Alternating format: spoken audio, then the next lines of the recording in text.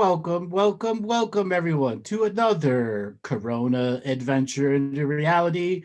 And I am joined by the intrepid David Ellis. Welcome back to the show, David, trapped in Barbados temporarily.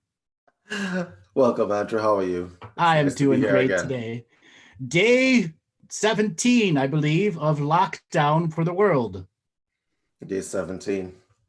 And people are throwing themselves down steps to keep themselves entertained. Yep. People are intentionally coughing on groceries to get them for free. What? That I Yes. didn't hear about. Yes, that's now happening all over the country. Coughing on their groceries to get them free. Oh, really? Mm-hmm. If you were a grocery store owner, what would you do? Call the police and get them arrested under terrorism charges. That's the other Yeah. thing that's happening. I know that they're taking a very strong look at people in Canada and in the US. I believe Alberta has released some civil procedure to fine people up to $500,000. That was in the news. Yes, and many Caribbean countries are going on to full lockdown. Yes, Grenada is at 24-hour lockdown. Um, Okay. so, David, we're here to take the fear out of coronavirus, but also hmm tell some really hard truths that people need to begin to hear as those series of months are going to evolve, because this is not going to go away anytime soon. And even if there were to be an instant cure for coronavirus tomorrow, the long-reaching impacts on the economy would go years into the future. Yes, I think a lot of people don't understand what's coming. They understand what's here and everything is fine. I think a lot of people think that the government will just take care of themselves. In Canada, for instance, they're offering stimulus packages to entrepreneurs and small businessmen. Stimulus packages have to come from somewhere. Money doesn't come from the air. In And a today's lot of world, it comes from helicopters from the Fed.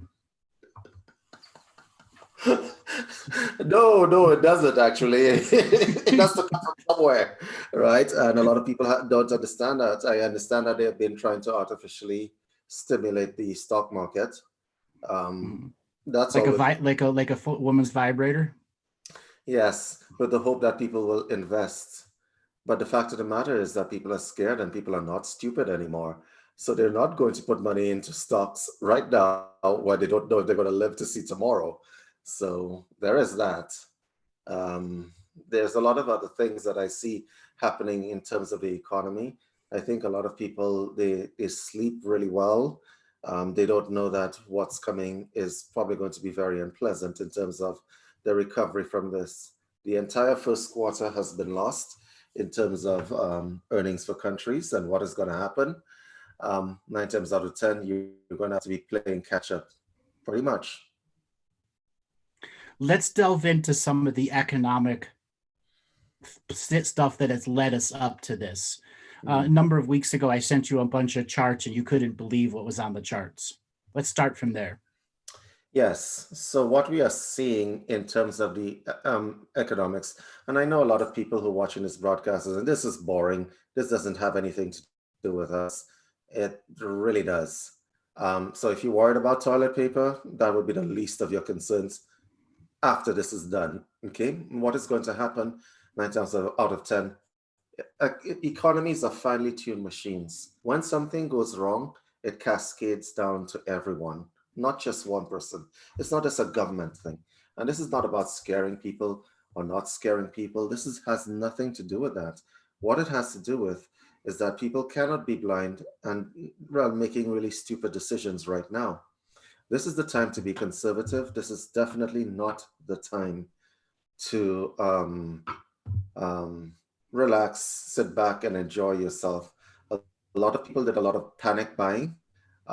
Economics is about supply and demand, and you panic buy it, it means that you have reserves. So if the coronavirus threat stops right now, there would be a drop in demand, which means that people would buy a lot less, which means that we would still be in trouble.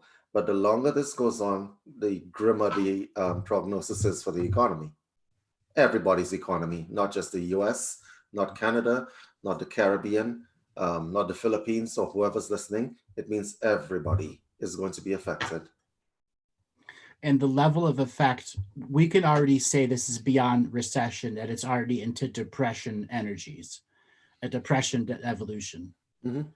Okay, we're looking first quarter, we're at negative GDP growth. In the second quarter, it begins and ends in May? From what we're seeing, the stock market took a very big nosedive. I want to explain this to your viewers because not everybody is financially in the know about certain things. So I'm going to explain this to you guys because a lot of your callers, some of your callers are small business people. They see clients, they're doing online stuff. So I need to explain to them exactly how this affects them because we'll be talking in an isolation. So basically what it means is the following. There's macroeconomics, which is the economics, which is on a big scale between countries and so on. There's microeconomics, which is you going into a store and buying your stuff. Okay, I'll explain how it affects you guys. So to the people who are in the chat room who have families, it's going to affect you at the supermarket.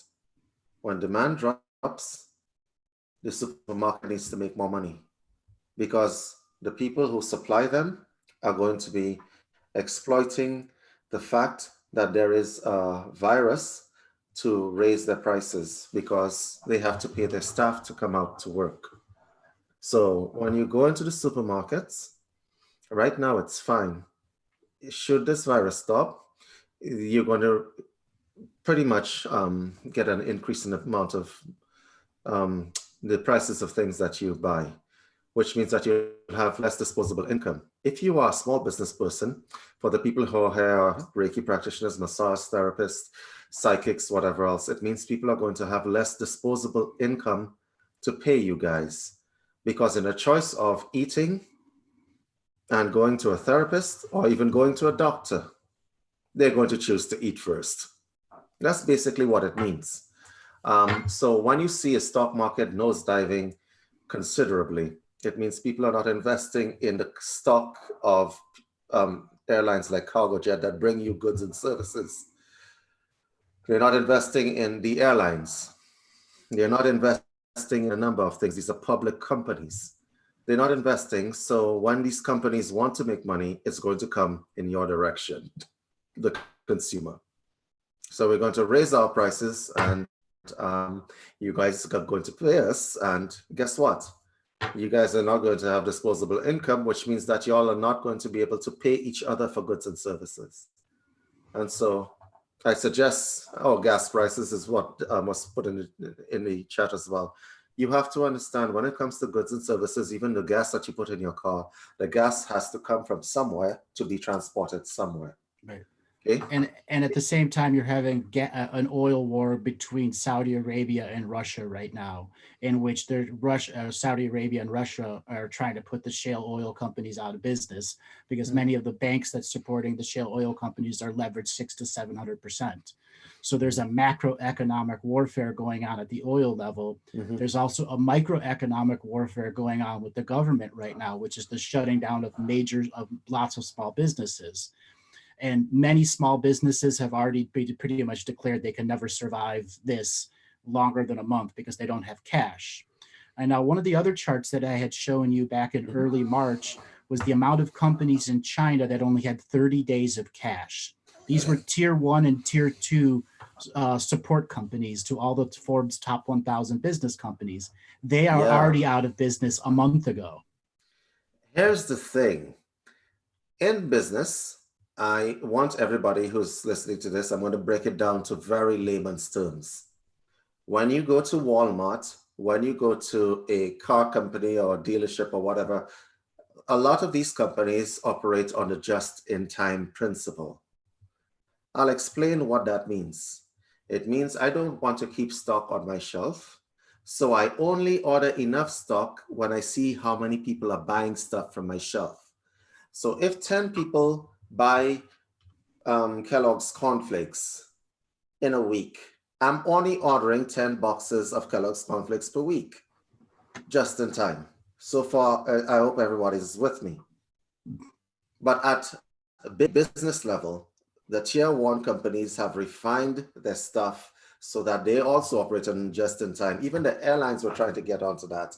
They're only offering a certain amount of flights for a certain amount of people that they predict will travel. This coronavirus has thrown all of that into the trash bin. Every bit of it. And they're going to lose because just in time falls. Once you institute it in your stores, it's hard to get out of it. You can't just do things because you depend on suppliers. Okay? And your buildings have eliminated stock houses, so you don't actually have the infrastructure to store stock anymore. Correct. So people don't understand this concept. So you go into Walmart and you don't find toilet paper is because they expected 10 people to buy 10 rolls of toilet paper. Okay, I'm just using the toilet paper thing because it's become an international meme now. They expected 10 people to buy 10 rolls of toilet paper. No, what happened was coronavirus hit, 100 people tried to buy 10 rolls of toilet paper. So there's 100 people trying to buy 1,000 rolls of toilet paper. So they kept trying to raise the amount of toilet paper on their shelves at the beginning, and they realized that the supply chain could not keep up with that. So you can imagine there's a cargo jet, right? And they've changed the supply chain. The cargo jet has 10,000 rolls of toilet paper and 2 bananas. It doesn't make sense. You understand what I'm saying? Because it has to be a balanced thing, like a balanced diet. That's how business and economics work, supply and demand. But how does this affect you long term? Well, the banks are going to need to get some money. The doctors are going to need to get some money as well, because doctors make no mistake about it. I've spoken to a lot of doctors. They are afraid of this thing themselves. They're frightened, especially the older doctors. They are frightened. They don't want to, they're actually taking time off. All right. They don't want to encounter this thing. People always think that doctors have some obligation or some duty to be there when it counts, like in coronavirus times. No, doctors are human too, and they don't want to die, just like you. Mm-hmm. So something else on the macroeconomic level, the big banks have gotten another major bailout. Mm-hmm. And now the government here in the United States is becoming 10% equity stakeholder in anything that's taking a bailout, with specialized rules that takes away from the CEOs from getting their golden parachutes and doing stock buybacks and stuff like that. And something else we're beginning to see is $4.5 trillion put into the repo market. And explain people what the repo market is and the limited and the liquidity issues. And when they put $3.5 trillion, I'm sorry, it's up to $10 trillion in liquidity now for the repo markets. Explain to people what that is, and then how this combines into the failure of macroeconomics in general. Okay. So money has to come from somewhere. You put money into any kind of economy, you're hoping to stimulate the economy theoretically. Okay? You put money into any economy. So literally, they're putting money that they haven't even printed yet. Okay? They're putting money into an economy that they haven't printed yet. You see, there is something, I like to refer to it as talk money. I call it Babylonian black magic money. They just summon it by magic. Right? It's like talker money. And a lot of people, let me see if I could try to explain this macroeconomic situation. Every country has a certain amount of money that they've built. It is the value of goods and services in the country. So if I am, let's say, Bolivia, and I produce 3 bananas, and I have goods and services, and people look at the value of the natural resources, the stuff that I produce, and they determine what my currency is worth. Okay? They determine what my currency is worth. So it's a valuation system. When you put stimulus packages into an economy, you're assuming that you're worth a lot more than you really are. And the market was already oversold by 4,000%. Well, there you go. It was already oversold, as you have just pointed out.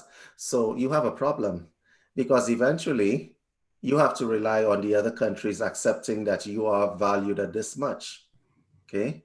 And people are always think, well, the IMF and the World Bank, this is the most ignorant thing I've ever heard. The IMF and the World Bank will bail us out. Do they understand that the IMF and the World Bank borrows money from other banks like Deutsche Bank? They do. Yes. So there is no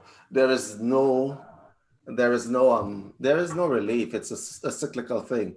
So you have a situation where a company like Deutsche Bank cannot go out of business for the next 100 years. They've already protected because too many people owe them money. Okay. Mm-hmm. So there are two things that can happen: is an economic collapse. Okay. So it's like the indebted borrowing from the indebted. So if I owe somebody $10, I'm going to borrow from you $10, right? But you have borrowed from somebody else $20. So you give me $10. So you know you can't pay back that $20. You get that idea. This is how all of this works, you guys, right? If you are in debt, don't lend money to people. I wish there were some bankers listening to this broadcast. If you are in debt, don't lend money to people because you won't be able to pay back your debts. And it cycles and it cycles. And I think if everybody knew exactly how this works, they would realize that everybody's in debt, right? So I want to speak to the people who says, well, I don't have any debts. My house is paid off. My car is paid off and all the stuff is paid off. You're paying for somebody else's debt every time you go to the supermarket. You're paying for somebody else's debt every time you send your kids to school. You're paying for somebody else's debt. Andrew, are you with us? Yes. And what I want to bring here is we live in a debt-based society where the banks are going to leverage themselves 600 to 700% and have a certain amount of debt on their sheets for a variety of reasons, because debt is still worth something. When we saw Greece go through its issues with the European Union, it was all about taking the debt nobody wanted and putting it on one country. And now the amount of debt that we're beginning to get now from the helicopter money that's coming in everywhere, money that's on top of money, that's on top of money, that's debt on top of debt on top of debt. We've created an untenable situation where what happens on the other side, the debt has to be dealt with, and inevitably inflation comes from that. Mm-hmm. Now, the situation we're in, when the second quarter ends, we're going to look at probably worldwide a 40% GDP loss, negative 40% GDP. That's a conservative assessment. I'm thinking it's probably going to be a lot more. What is published will not be actually the real truth, because if you publish a statistic like that, people will not invest in anything. It's just people who understand will not be investing in anything. Okay. Right now, we have financial crimes against humanity being done with this helicopter money coming from every direction. And then we're about to have medical crimes against humanity done at the same time. Mm-hmm. And what are the two differences? The medical crimes against humanity are choosing economics over humanity, and the forcing out of concepts that there are vaccines. Andrew, yes, go Andrew, ahead. This has been the case since 1980. I'm going to tell you this right now. If I am a doctor and I have I always like to bring things down to the very human level. If I am a doctor and medical school cost me $100,000 a year, and I've been at it for 5 years, I have $500,000 in debt, just like a lawyer, which means that I need to pay my debt. I am a human being. This is the fallacy that most people have. They assume that professionals come into their profession because they really care about the professionals. They come into the profession because they want to survive. Mm-hmm. Okay? They come into the profession because they want to survive. So if there are doctors that you go into their offices, and I'm going to say certain metropolitan countries, there are doctors that you come into their offices and the doctor can't describe who you are after that consultation. You do know this, right? You are a figure. And I have to say this, and it's because, and traditional medicine always complains that practitioners, alternative medicine practitioners and alternatives are a threat But everything has become a matter of economics.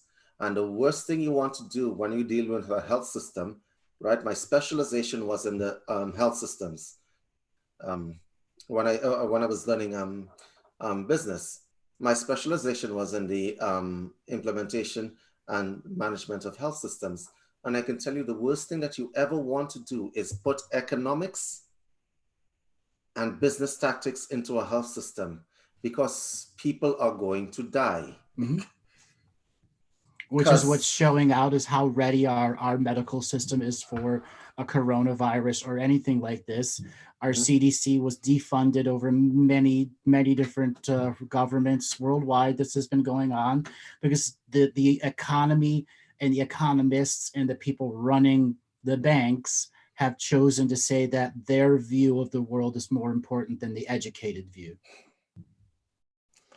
yeah, because a lot of people always tend to think that, you remember, for those of us who know Plato's Republic, they said the people who think should be at the top. No, that is not how it works. The people who think are not at the top. They're probably somewhere in the bottom in some subway in New York philosophizing. Okay? Mm-hmm. The people who are at the top are the people who have the businesses and the money.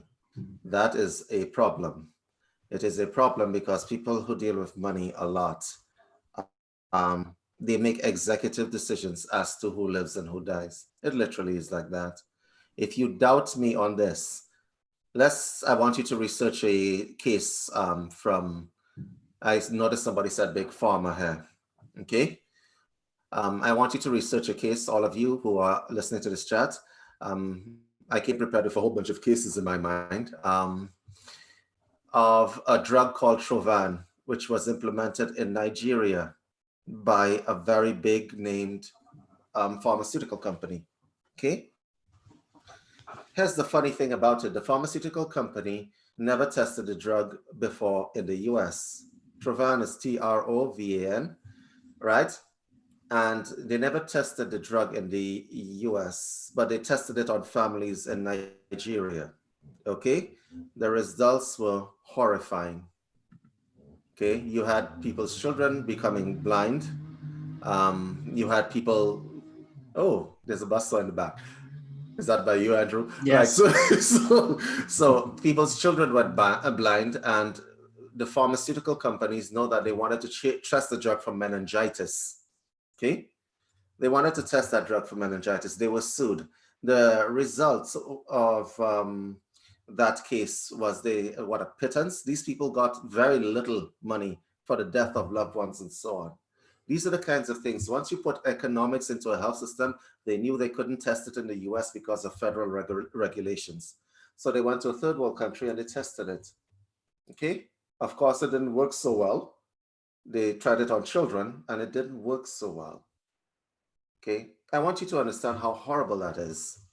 So when you're talking about coronavirus and the situation that we are in now, okay, Mm-hmm. please understand, a lot of people don't understand these processes.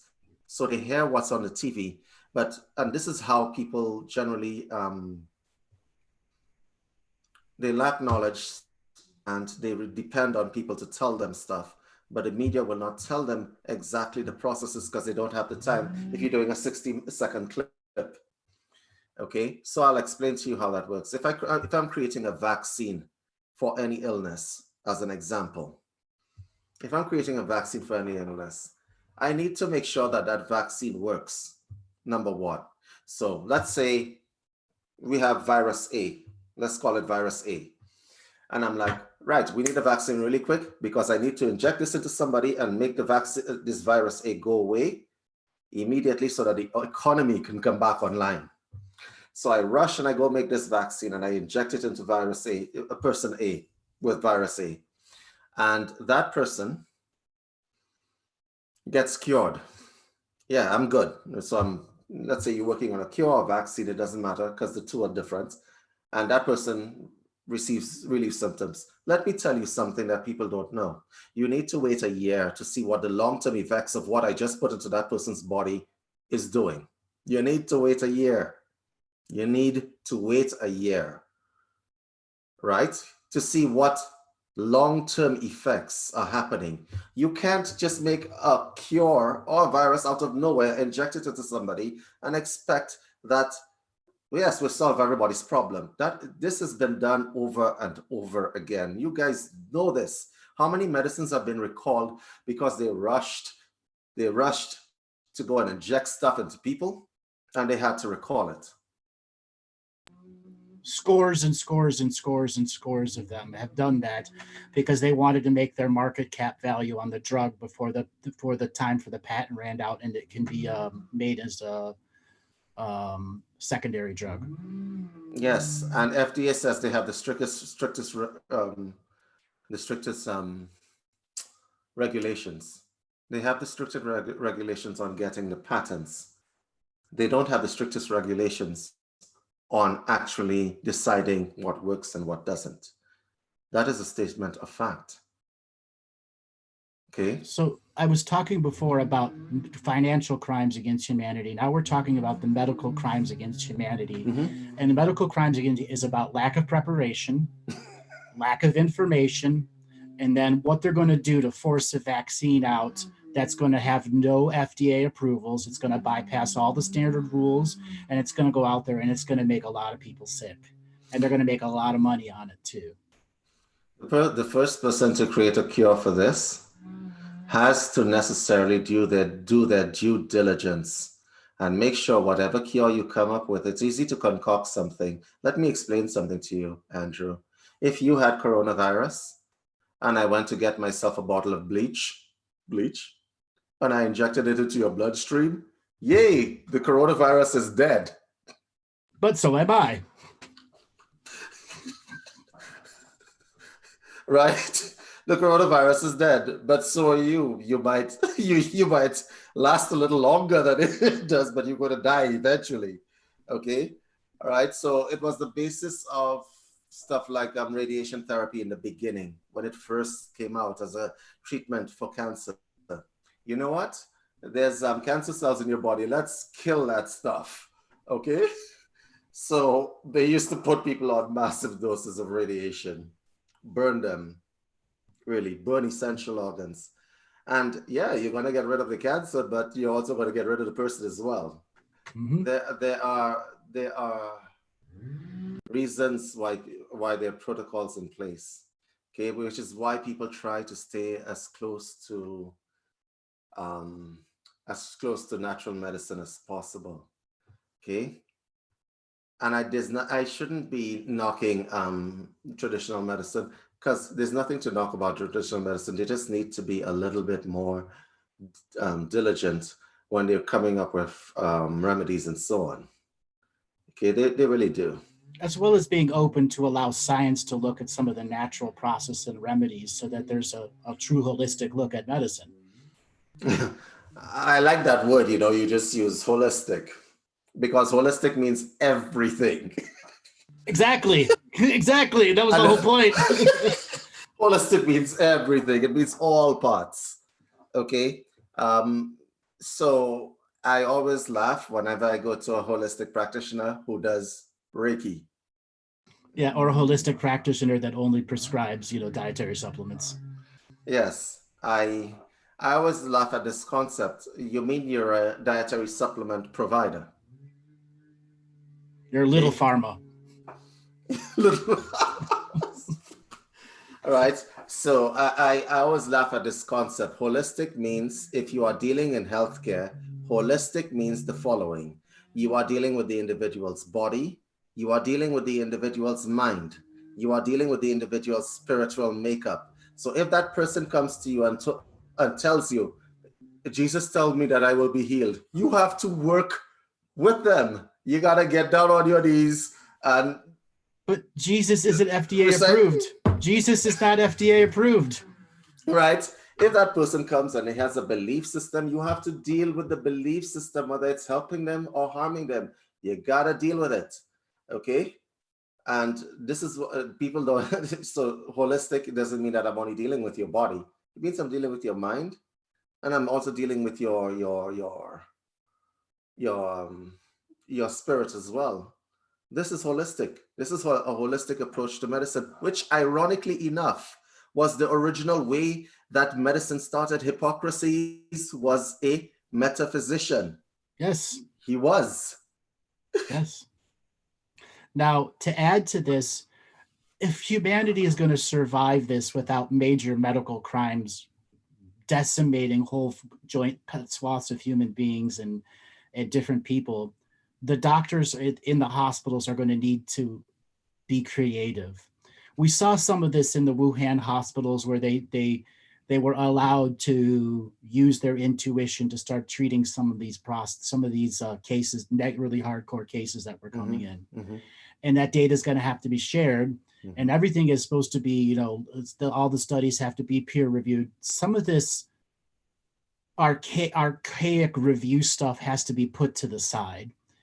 And it's a necessary evil to have this review system, but the way it is now and the amount of backlash that comes from one institute reviewing another institute's stuff, there truly needs to be science and the in-practice doctors in the field allowing their research to be not just research anymore, practical implementation. Here's the thing. Then this is the bad thing. As I said earlier, and it's very important, you should never make a business system or an economic system out of a healthcare system. That's right.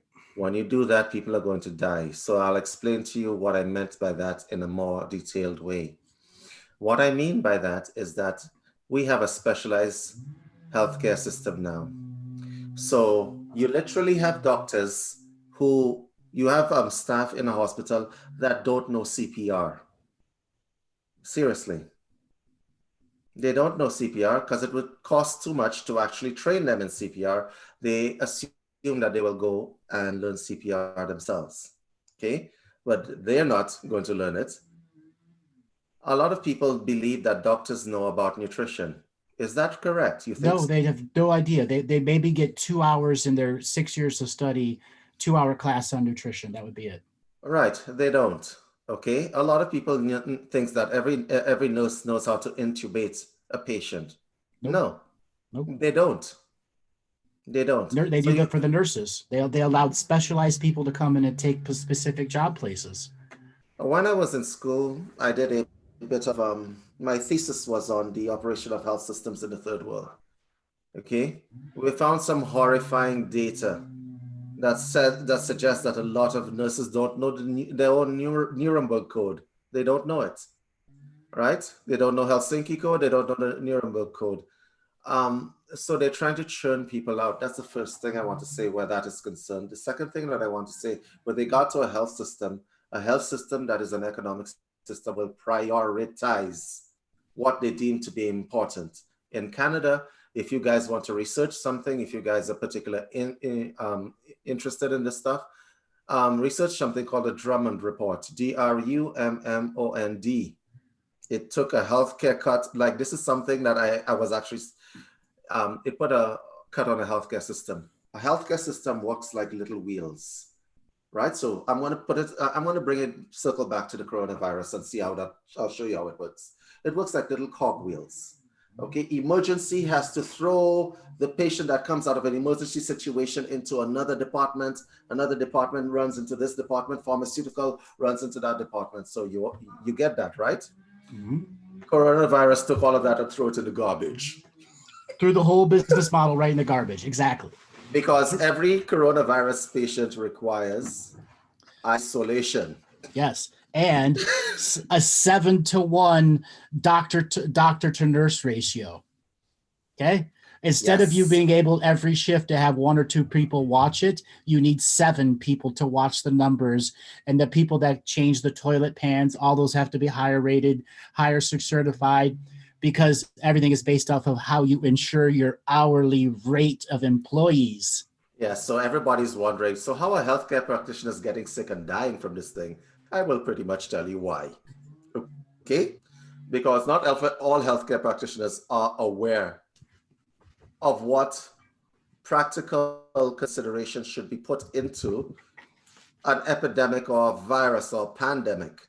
They don't know. They haven't been trained. That's a WHO, World Health Organization has specialized training for that, which not all of them have undergone. When you see something like this arrive on your doorstep, they haven't seen this kind of stuff before. This thing has a contagion rate of something that we have never seen before since the bubonic plague. A lot of us will not ever live to see something like this again. So every coronavirus patient, every one of them, requires special consideration. You need people to man these people. You need people who know what they're doing to man them.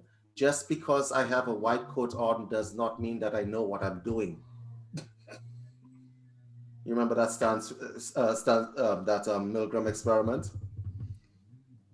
Does anybody? I'm quite familiar with the whole experiment, and I think what I want to add here is, how do I put this? No one is prepared for this because this is a novel virus, but at the same time, we have to let go of the corporate corruption that has driven us. But it's not easy. It isn't easy, but if people don't know what got us here, there's no way of creating a collective way of understanding how to get out of it. So for the last 30 minutes, we've been giving people context. The context of the government, the context of the environment we live in. The next part is we are going into the unknown now, and people need to be educated. You cannot live in the love and light and that the government's going to get you through it, or the love and light's going to get you through it. You got to get down to your inner brass tacks. What runs you? I'm seeing something in the chat. The NHS asked for volunteers. You're correct, in the UK, right? My area of study was actually in the UK. So if you have volunteers coming to help with the coronavirus, you have people who are not trained. They're going to make mistakes. You cannot train them on the fly. You cannot train somebody in medicine or train somebody to handle something like this on the fly. Okay? Right? Unless this is an emergency, you're going to have to sit them down for 6 to 8 hours at least and tell them, don't do this, don't do that. And they will still make mistakes. They will. Right. The worst thing about this virus, I don't know if you've ever played Plague Incorporated. I did, yes. Okay. The worst thing about this virus is the fact that it makes you cough. Endlessly. It makes you cough. All right. And you can see what's coming out of your mouth when you cough. You could cough in a tissue. A lot of people think, oh, I'm just going to sneeze in my hand and it'll be fine. Let me tell you something about water and liquid. When it hits the surface and it's in a droplet, it's going to bounce, bounce, bounce this way. Okay. So you minimize the amount of droplets that are affecting people, but not all. Come on. Like, just use your common sense here. Okay, and then you sneeze into that handkerchief. Do people still use handkerchiefs? Or they use little Kleenex things? And you put it down anywhere, that thing gets affected. People don't understand, why is it spreading so much? It's spreading a lot because the thing literally makes you cough a lot. Okay, and you cannot determine microscopically where your germs are going, where the virus is going. You can't determine that. Okay. So there is that. But I would invite all of you to play a game called Plague Incorporated. Yes. If you've never played it before, it's a very unique way to see how viruses spread. They're actually suggesting a lot of the guys in the medical schools are playing it now, right? It's a very educational game. It can be a very educational game. Yes. All right, so David, I want to move on to the next part is informing people how to deal with social distancing. You and I talked about that before, how social distancing can be one of those things that can be beneficial to the virus control, but at the same time, tough on individuals who are going through an awakening journey. I am really torn with regard to social distancing. I don't even like that term. Because the term seems to be a contradiction in terms. Social has it has a connotation of together, but distance says that you're apart. So social distancing doesn't actually work in normal English. If they mean like precautionary distancing, then that's fine. But they always find some pretty term to describe a concept. So I'm torn, and I'll tell you why that is. The precautionary distancing is necessary. Nobody wants to get anyone sick, and no one wants to get sick. Okay? This virus has good and bad effects. The good effects from social distancing, I don't like using that word, let's just say precautionary distancing. The good effects from it is that people now have to introspect because they have less things that are distracting them. So if you are a spiritual person, this is the time to go do your own work. Get inside your house, roll out the altar cloth, right? And Sit do down the in your inner work. And do the inner work. sit down in your meditation chair and do your work. You now have no further excuses. Okay? Yeah. It's not like you're going to work from 9 to 5. So You gotta be at your home. You're isolated. So we have a whole bunch of active chat room going on right now. So I want people to write into their chat, what is your reason for not doing your inner work while everyone's on lockdown? What is your reason for not doing it? Oh, suddenly chat room stops. Oh, everyone's defending. I do my work. I do my work. I do my work. What's the point if we're all going to die? You're not all going to die. 20% of you are. Would you stop that? Look, yeah, so I was saying that if you are a spiritual person, the bad thing, and I'm going to say that the bad thing about this coronavirus is that the last thing the world needed was more distancing between people. Okay? So precautionary distancing, this is why I hated the term social distancing. I hate it. Who came up with that? Social together, distance apart. What is the problem there? Okay?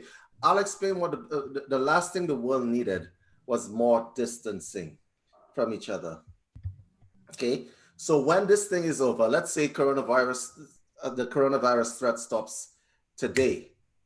You know what's going to happen? Psychologically, people will still be distanced from each other. Mm-hmm. Do you understand that? Yes. Okay. Psychologically speaking, it has an effect on the psyche when you tell people you can't gather together. Okay. You have to couch that and put it into context. And a lot of people are not doing that. So I have a bit of a problem here, and I'll tell you what the problem is, because I'm a psychotherapist as well. I have a bit of a problem here. I would like people to understand that precautionary distancing is a physical distance concept based on stopping the spread of this disease. I want them to embed that into their consciousness, because when this thing is over and you're still practicing social distancing and you don't know why, it's because you were threatened a lot of the time that if you gather, we're going to criminalize you and put you in jail. I want governments, if anybody's listening to this stuff, to be very cautious with the way they treat people who have broken the curfew. There are people who are idiots, I know that. Okay, they got like this guy on social media, whatever. He got arrested because he hosted a party of over 60 or 200 people. All right. And they arrested him. But be very careful, especially law enforcement officers. I have seen some videos from over the world where law enforcement officers, when you release the army onto the streets, they are brutalizing people who are together. Okay. I would like them to stop that, because it's going to embed in the consciousness of people to stay away from humanity, stay away from people. You have to be very careful when you're instituting these things. So that's the reservation that I have. Okay. I also agree that the amount of social distancing, mind brainwashing that they're doing is going to have very long-term effects on people, even if the coronavirus were gone tomorrow. But it's not going to be gone tomorrow. And it's not going to be gone next month or the month after that or the month after that. This is going to go well into August and September before they begin to let up some of the social distancing rules. And then there's going to be round 2 of this disease. Okay? Yes, and here's the problem. Be careful with the rush to judgment. I believe I heard on the television a certain world leader, president of a certain country, which will remain nameless, saying that he's going to break the back of the disease and people should be back out to work by Easter. Mm-hmm. Well, he's backed off of that statement now. He is? Yeah, he backed off of a statement yesterday when somebody basically told him, "You'll kill the world if you do, and it'll ruin your. They won't reelect you." Why would somebody say something that ignorant? I have no idea. Okay, because coronavirus doesn't care what schedule you're on. Have you ever had an argument with a microbe? Yes, it fails all the time. You can't have an argument with a microbe. The microbe doesn't care how you feel. You are food. That's what you are. Okay, that's what you are. And you're a food and you're like a hotel. And I wanted to really, really make people think that you cannot determine when this thing is over. Because that's the thing about an epidemic. Let's say the coronavirus, this social distancing thing happened. The coronavirus, what it's going to do, if there is one person who did not get over it, one person, and just after all of this happens, and the coronavirus is over, you go to one big party. It just takes one big party, the after coronavirus party, and one person in that party, and we are back to square one. Okay? So I wouldn't even try to do that. So making estimates as to when this is going to be done, you can forget it. A microbe does not care what schedule you're trying to keep. It doesn't. Nope. It doesn't care about economics. It doesn't care about music. It doesn't care what music you listen to. It doesn't care what God you pray to or don't pray to. It only sees you as food. Okay? And it doesn't fuck. All it does is separate. Yes. Okay? At least in humanity, it's you're either you can fuck it or you're food for it. Yeah. Okay? That's hilarious. Any organism that doesn't require sex to reproduce is a dangerous organism. Exactly. It's a dangerous organism. It is the top of the food chain. Humanity always thinks, we're masters of this planet. No, you're wrong. You are not at the top of the food chain. Okay? No, you are not. You are food. Bacteria is the top of the food chain. Okay? A lot of people make that mistake. Darwin had that a little bit wrong, but then back in the day, Darwin didn't have access to what we have, right? Exactly. Yeah, we're not at the top of the food chain. The things that you can't see are the top of the food chain. Okay? And every time you inhale, let me give you guys a statistic to make y'all understand something. You worried about the coronavirus? Every breath you take, there are at least a couple million things in there that are trying to switch you off permanently. Yes. Okay? All right? Every time you inhale, that breath you just took, right? 1,000 things came into your nostrils that if given the chance, will switch you off. Okay? The only reason you are not switched off is because your body has an incredible defense system. Okay? Mm-hmm. Up until somebody comes and coughs in your face, of course, and then you're done. And then all that toilet paper you bought, is for nothing. I have to give you a personal story of mine, actually. So I used to teach yoga to people, and I've been practicing social distancing for years now. Okay, you see, like social distancing for years, and there was this cute little girl, little golden locks and pretty blue eyes and stuff like that. And she was on holiday, and I used to teach kids. And she was leaving, and she was actually quite happy to see me on the last day and so on. And she runs up to me with her arms open like this and gives me this big hug, Andrew. Andrew, that was about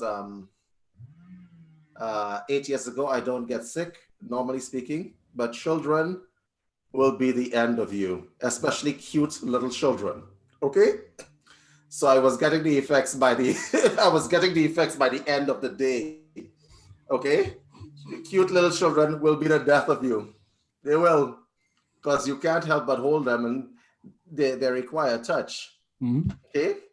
But by that same token, whatever they're carrying, yeah, it's going to be, it's going to enter you really quickly. So there is that. But let's talk about how people can legitimately protect themselves. That's the unique thing here. There are always immune support systems that can be beneficial, be it dietary supplements, faith. But in all reality, this is a novel virus. You don't have an antigen to it. There's no herd immunity to it. Mm-hmm. And this is what makes it the toughest thing to prepare for. Now, I'm going to give a bit of a galactic perspective here. When you don't have an antigen to something, something to prevent it, you have to bring it in and allow it to change your DNA. That's what all these viruses do. And all of this DNA alterations they do is viral DNA. That's with how they alter your DNA. They use viruses to alter your RNA, which then alters your DNA. And the virus is doing the same thing here, so that you can create an internal response, an antigen to it, and then pass it on to your ancestors, your children, which is how the herd immunity works. And when a virus like this comes along, new virus, novel coronavirus, it requires the individuals who are part of a collective of humanity to go through a series of harsh journeys that do what? Give you the internal DNA memory and map to prepare for something that attacks you this way. It is a necessary experience. Yes, that is very true.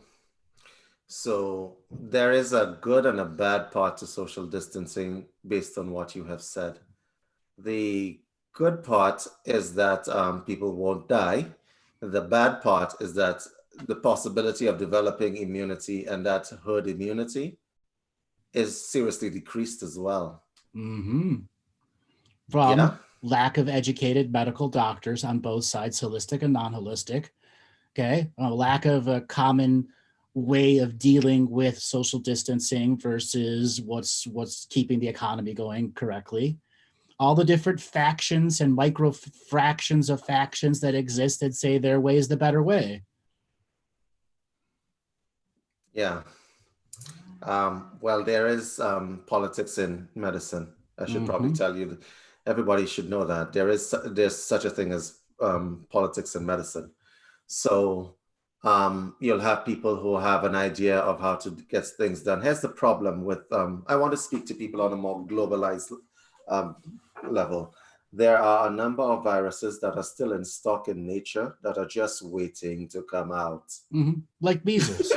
Like it's been around, there's a vaccine for it, but the reason measles is so destructive, it has an R naught or transmissivity value of 15.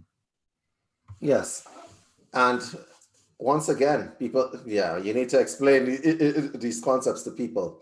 Okay, when that factor goes higher, it means it's easy to catch. Okay, easy to catch. Mm-hmm. Okay, there are lots of other viruses that are locked in nature. Bacteria, we haven't seen all that there is. Right? We haven't seen all that there is. And there is an article, I can't remember who wrote this article, by a guy who's saying the melting of the polar caps can release stuff that we haven't seen in hundreds of years. We have no immunity for that. Okay, we have no antigen for that. Once it is released, you have a problem. Okay, so we'll be going through this and so on. So coronavirus has the whole world on lockdown. It's one thing to be frightened of a disease, but you also have to be educated about it. Okay? So, in terms of protecting yourselves, people, yes, precautionary distancing does work. Okay? By that same token, you cannot predict what is going to happen at any one point in time. If we have a supply chain disruption, you will have to come out of your house. Does everybody understand what I mean by that? If you run out of food, you're going to have to come out of your house. Okay? If you come out of your house, you don't know what's going to happen. So the best thing that you can do is to keep your mind, your body, and your spirit in good condition. You have to keep your mind, your body, and your spirit in good condition. Okay? Always, for those of you who are in this chat, eat, drink, sleep, and exercise like every day is the apocalypse. Okay? Pretty much. Disciplined, and understanding that the discipline to stay disciplined will keep you grounded, will strengthen your immune system when we're not in stress and not dealing with anxiety, and having a proper diet and all the other things that give you that balanced internal wellness. Mm-hmm. Exactly. I suppose we should deal with some of the theories that are out there concerning the 5G aspect. Somebody just dropped that into the chat. Or the people that think that this virus was created in the Wuhan laboratory and spread around, and that the whole thing's a hoax. If people are dying, how can it be a hoax? The irony of the trail of this disease and where it's affecting is something that can't be ignored. Okay? I suppose there could be a number of other factors for it, but you should not ignore it. Okay? Because everything in terms of argument is based on evidential evidence. You have to look at the evidence and make a reasoned and rational assessments, and you cannot ignore a variable just because it doesn't fit into what you think is the right thing. So we know where 5G was rolled out. Does everybody know that, right? Yeah, but 5G was only rolled out in a small amount of satellites and towers. There's only 2 5G towers running in the world. This was the year they were supposed to fund putting 10,000 towers to spread 5G everywhere. Okay. 5G is a combination of satellites and towers, and the infrastructures of the towers is not there. Only the satellites are there. And there's only 2 carriers that can operate a 5G phone. And most of those 5G phones aren't even on the market. They were supposed to be produced this year by Apple. Agreed. Well, that's not going to happen. They were supposed to raise $500 billion over a period of 7 years to put the 5G towers out beginning in 2020. So a lot of people think, oh, 5G, there's only 2 carriers that are approved to do 5G. One is Huawei in China, and the other one is Apple. That's unfortunate, don't you think? Yes. So that's the whole fear of 5G, and I got my own view on it. But people really got to understand that for what the 5G rollout really means. They got to get the investment money to get it to build the towers. Agreed. And now they're not going to get that investment money because of that theory being out there. Right. They just aren't. Here's the other issue that I want to also take into consideration. People, if you are listening to this broadcast, it is about you. You cannot determine what other people are going to do. You think your small voice can talk to countries and governments? I'm telling you that this has been tried before. It's about you. So as I said to you earlier on, eat, sleep, drink, exercise, make love, like every day is the apocalypse. Every day, it may be your last. Okay? And come to terms with this concept and take care of yourselves. Take care of yourselves. Okay? But don't depend on somebody to save you. Nobody is coming to save you. But yourself. But yourself. You are the only one that can save yourself from falling into fear, stress, anxiety, hesitation, and doubt of your own self, what you can do in your own moment to keep yourself self-educated, nurturing yourself with a form of happiness, no matter what's going on around you. Mhm. Excellent. So if you guys have any, you want to deal with the chat now, or what would you like to do, Andrew?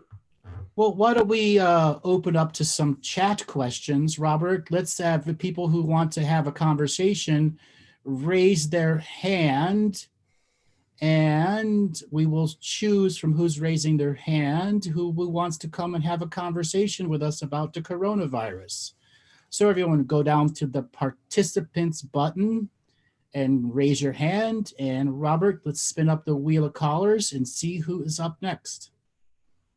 Okie doke. Shireen Bache, you are unmuted with Andrew and David. Shireen, are you there?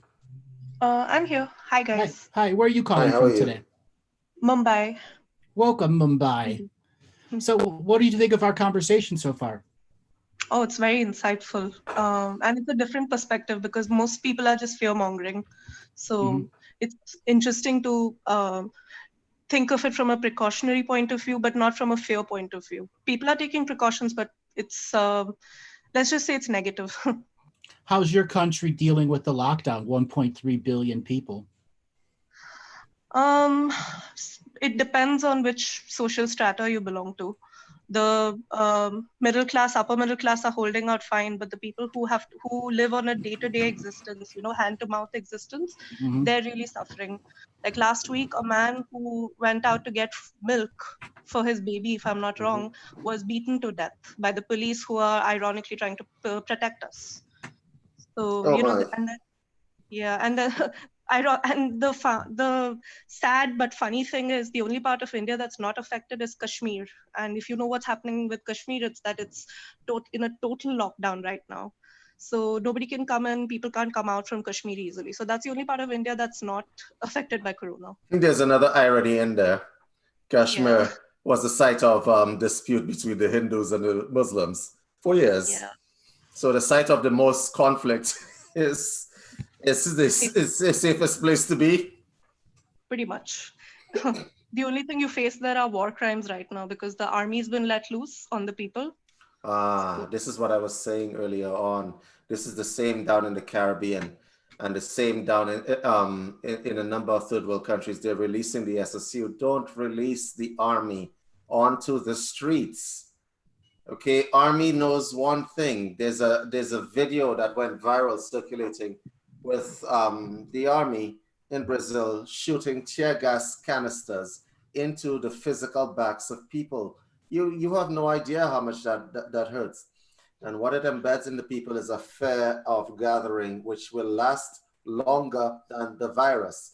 The psychological effects of this virus has got to be studied, because fear is not a good emotion on most days. Fear will either paralyze you, it will make you fight, or it will make you flee. Okay, people always think it's all fight or flee. No, it's paralyzing as well. Fear is paralyzing.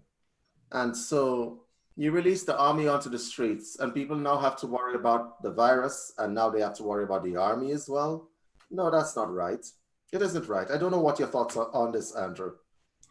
I think as soon as you release the army into a situation, the government has already shown it's lost complete control, and it pendulums to the complete control of the military, which ultimately the military is trained to do one thing: suppress, kill, and destroy.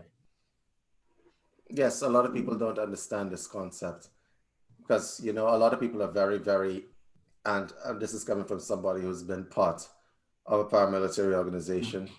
People always have these noble ideas on the military. You remember when the US has these, when the US has these commercials trying to get people to join the army and stuff. Be all you can be.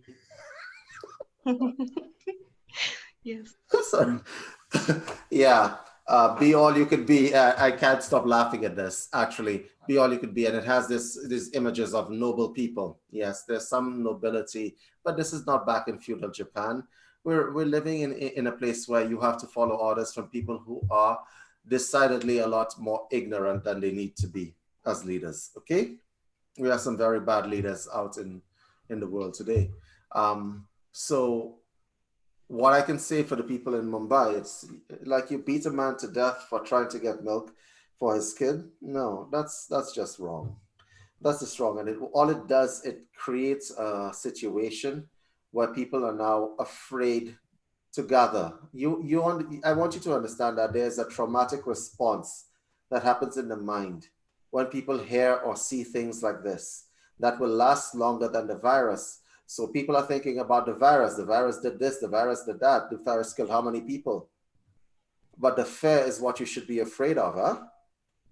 The one thing you should fear is fear itself.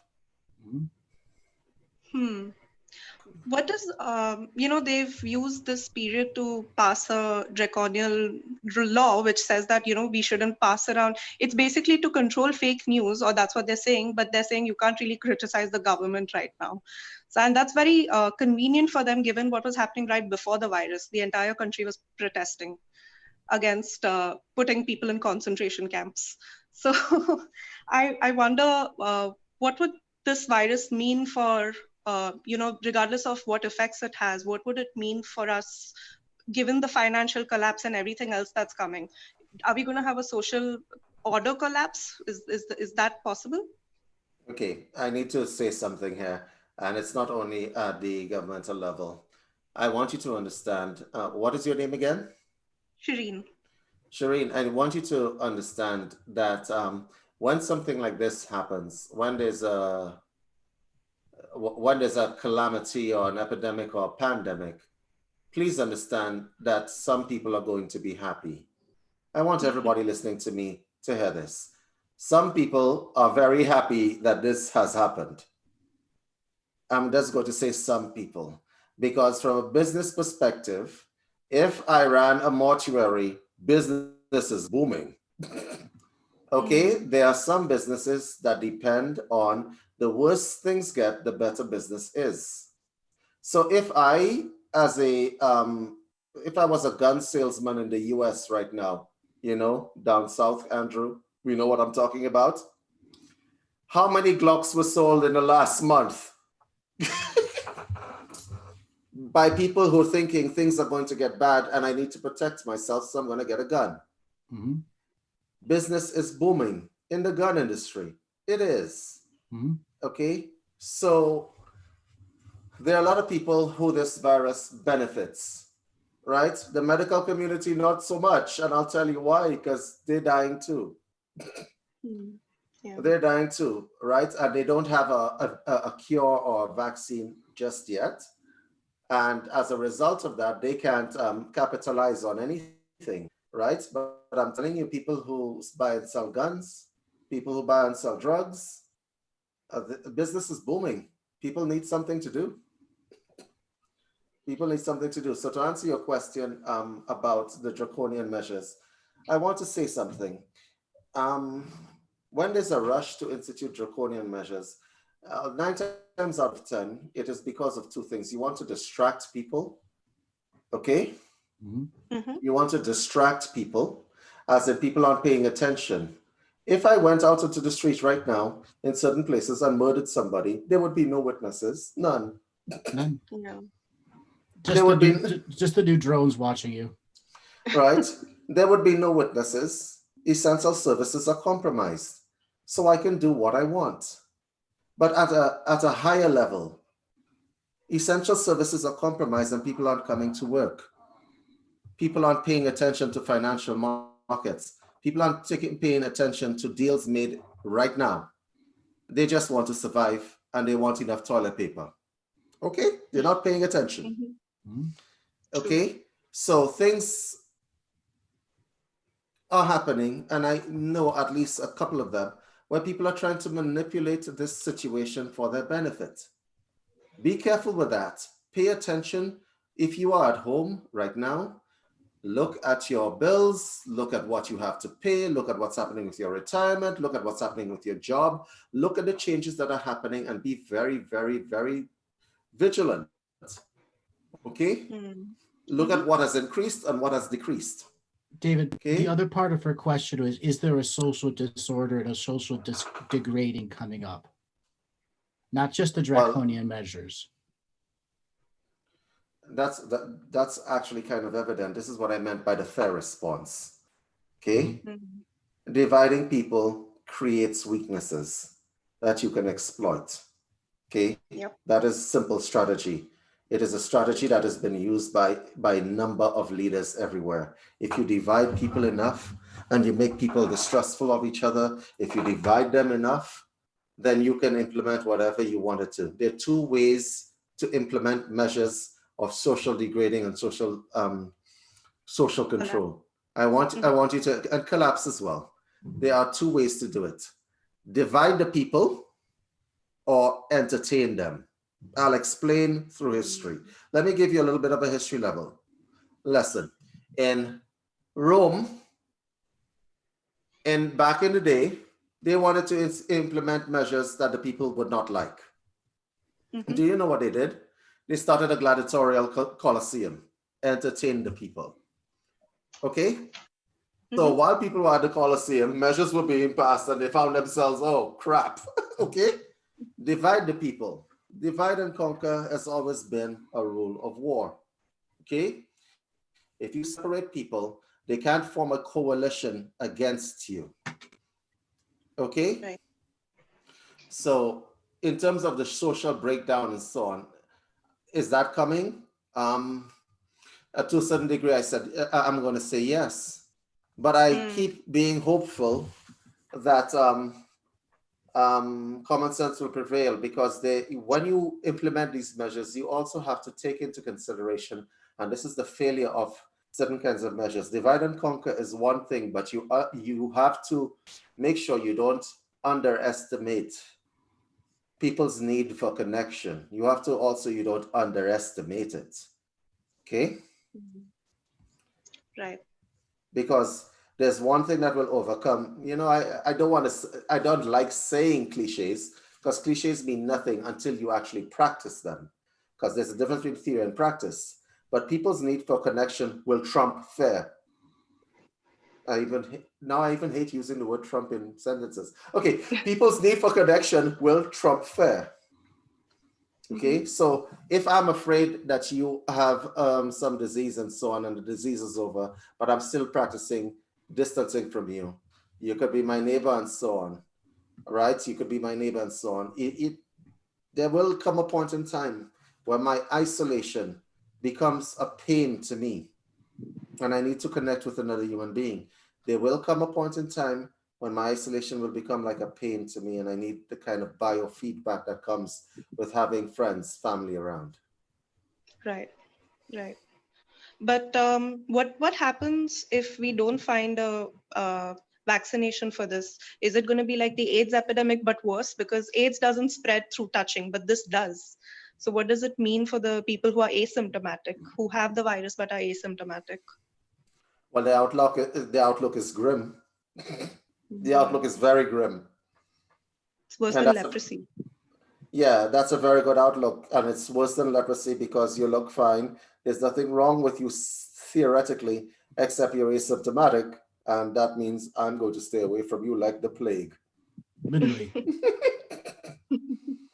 Okay? Sure. And of course, that's going to have an effect on you. And it's going to have an effect. These little things, people don't understand the micro analysis of people's psyche. If I was asymptomatic right now, right?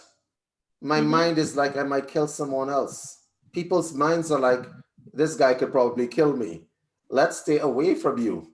You think that feeling only lasts until I am not asymptomatic? No, it's going to continue after the fact.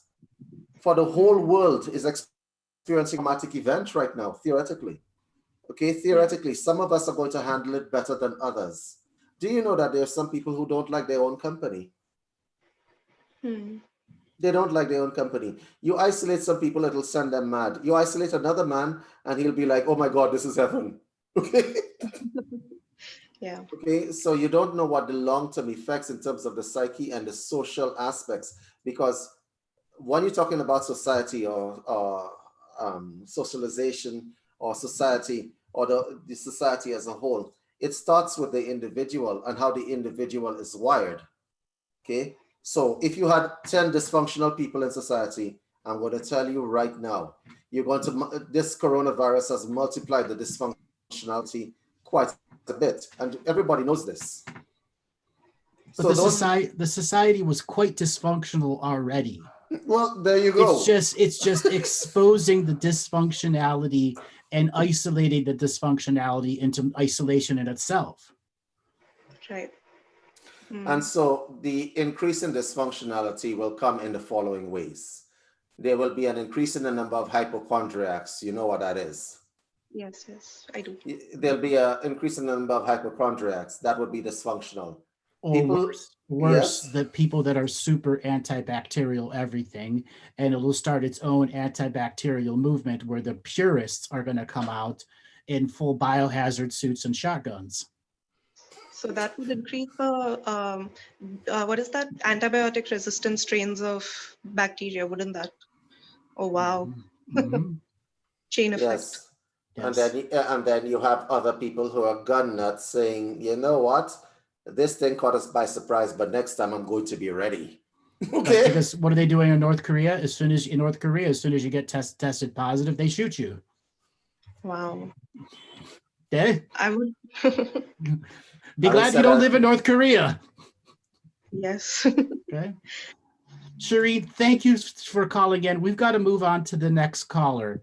Thank you guys for having me. So much. Thank you so much. All right, Robert, let's spin up the wheel of callers and see who we got next. Okay, next caller will be Katsinawa. You're unmuted with Andrew and David. Katsinawa, are you there? Hi, how are you? Hi, where are you calling from? Katsinawa. I'm calling from Joshua Tree. Joshua Tree, welcome to the show. How are you dealing with the lockdown? Oh, we're doing great. Fortunately, we're very blessed to have the lifestyle that we do, and we already kind of live in isolation, which is kind of nice. We got some nice hikes around here, but you know, we have an Airbnb, and I do sound healing, so I see about usually 70 people a weekend, and we can't do anything. We can't rent. City of San Bernardino has put an ordinance out that we're not allowed to rent to anybody either, or imprisonment or fine. So we're just trying to work it out. We're going to be doing some digital streamings of sound healing. Do you got the sound healing? Do you got the sound healing dome that's just outside of Joshua? No, that's the Integratron, but I'm a couple miles from there. Okay. We have our own little space up here, but that's how I kind of got started, was just joining Soundbath there. Funny enough, short story, a long story short, I discovered you about 7 years ago in the Akashic Records. I then reached out to your wife to get a reading, and it didn't work out for whatever reason. I ended up finding another lady who actually told me she saw me in the desert working with sacred sound before I even had crystal bowls. So thank you for showing me and sharing all your stories within the Akashic Records. Well, you're welcome. So what did you want to talk with us about today? So we wanted to know about the government loans and how you feel about applying for the FEMA relief programs for small business loans, and if that's kind of a real thing, a trap. Is it a deferred thing that they're going to add later, or what is the truth with it? I really want to chime in on this one. I think you should absolutely apply for every bit of government aid you could possibly get. It's a matter of they're going to give it to you because of the nature of what your business is. And I just want to say something here. Loans, by definition, means a trap, okay? But it's a trap that can be managed. So if they are giving you money, take the money. Yeah. Okay. You take the money, but I understand your concern. Loans by definition is a trap. If you go to a bank, it's a trap, because the trap is that you pay us interest. But in a government situation, I don't believe that is viable as what they're doing is something called stimulus packages, because they realize that, especially in a practice like yours, that depends on, seeing people, you guys are going to get hit really badly. Look at the people who do massage therapy, for instance. Can you imagine being a massage therapist right now? Can you imagine being a massage therapist? You're going to have some sort of problems. So a lot of people are learning from this virus. And to answer your question, if you are being offered government assistance, take the government assistance. Definitely take it. Okay? Because the truth of the matter is the government is not a bank. The legal structure that deals with government assisted loans and so on is not the same as the same legal structure that surrounds a bank. If you have the opportunity to apply for government assistance, please do so post haste. Okay? Okay. Amazing. You know, doing 70 people a week, that's a lot of people. Okay? Right. So you're in the travel and tourism industry, as well as the self-help industry. It's a matter of what box you got to check in the paperwork. That's it. Okay. Don't second guess this. Don't second guess yourself on this. You want to be able to come out on the other side. And guess what? There's going to be a lot of people who are going to be able to come out on the other side. Business owners. Okay? And you are a business owner. 4-dimensional or 5-dimensional doesn't make a difference right now. You're a 3D dimensional business owner right now. And without your 4th dimensional and 5th dimensional skills, the 3D business would go nowhere. People would never be able to find you on the 3D internet. Okay? You're absolutely vital in the integration, and the universe is offering you these services. Yes, it can come from a perspective that the government's a negative entity. Well, not all parts of the government are a negative entity. If it was, we'd never be a signature frequency match to go through all of this. There's good aspects to the government. It's just run improperly in some areas, or there's such a bureaucracy and a red tape there that ultimately you have to learn to work on your own without the government there, which is also what you've done by living and off the grid and going to a point of learning how to be self-sustaining. Which I absolutely admire you for. Me too. Thank you. We definitely need to go out to Joshua Tree one day, Andrew. Yeah, please do. Our space, if you'd like to look it up, not a self plug at all, just sharing the love. Our space is called Indigotopia. The cool name, Indigotopia. I like it. Yeah. I got it from my wife and I. We have a 2-year-old child named Echo, and our indigo, we identify as indigo children. And topia comes from Eric Davis, who coined the word heterotopia, a space of mind, a place to commingle within, the liminal zone, a place between this world and the other world.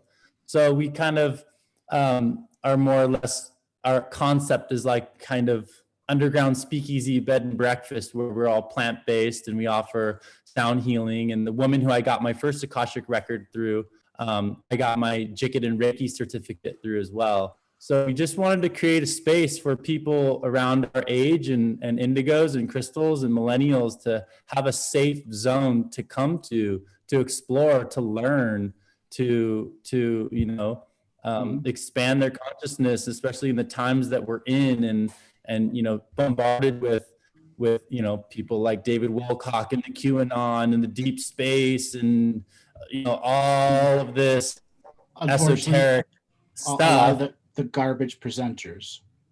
Yeah, and so I'm just trying to tap into the source through the records. What are you going to do to advance your business now that your physical location is on lockdown? So I just ordered a bunch of recording equipment, so microphones to record sound healing sessions. We don't have 5G out here, so I'm recording them and filming them, and then I'll post them as live experiences. And I've linked with a couple online websites and music festivals that are doing live streaming every day. So whether it's a DJ one day or yoga wellness Wednesdays. So a lot of people have been hitting me up to do these online things, but it's hard because we don't have good internet to stream live, which at the same time is amazing. We don't want 5G here, you know, but so I have to just work around that and create. I have a pretty decent following on my Instagram, Aximal, AXIMAL. So I'm trying to just work through that. As well as also I've been working for the last 2 years on a food company. It's called Shaman Ramen, and it's superfood adaptogenic ramen that's all vegan, gluten-free, top 10 allergen free, and we're about to launch it.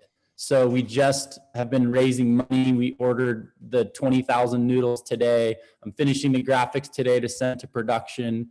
So that's going to be a pretty amazing healing food, quarantine food that is going to be affordable for people to just add hot water to. So you got some great ideas going forward there. Yeah, so it's really like you know, you guys are saying like some people really like this time. We're really enjoying this time. It's giving us time to focus on the things that have been, you know, in the vortex for quite some time that we haven't, not that we haven't had time to do it, but, you know, sometimes I do 3 sound baths a day. You know, I do Thursday, Friday, Saturday, Sunday, Monday. So like, you know, I just get bogged down. I get tired. I take on a lot of energy. I'm holding on a lot of space. It's just bouncing around. So now we're finally at a point where we're like, we don't have any guests. We don't have anyone coming here. So now we can really hone in on all of these things that we've been, you know, working on manifesting for the last 4 or 5 years. So we're just staying hopeful, and we're staying in our lane and you know, visualizing and projecting. And, you know, I think one of the things that stuck with me the most that you had said a while ago that I actually opened every single sound bath with was the invisible thought we project into the universe is the birth of a manifestation, and we can manifest anything we want as long as it comes from a place of love. And I've shared that with thousands of people, and every time I say it to someone, they're like, wait, can you say it again? Can I write it down? I'm like, yeah, look up Andrew Bartzis, like just get into this stuff. Mm-hmm. And we're at a time where our manifestations makes a huge difference in the lives of everyone else out there. Both David and I and Robert coming together to produce a show that is here to help people get out of fear, taking a caller from India, a caller from Joshua Tree, whoever the future callers are going to be. We're here as a standing wave in time to help people become their own standing wave in time. To stand up and claim your authority to be you, fully present here now. So much love and gratitude to you guys and your work and your dedication and the service you do. Thank you so much. Thank you so much for calling in. Yeah, all right, Robert, let's pick Monty D next and inject a little bit of comedy into here. Hello. Hello, Monty. How are you doing today? It's 4:30 in the morning, so when I wake up, I'll tell you.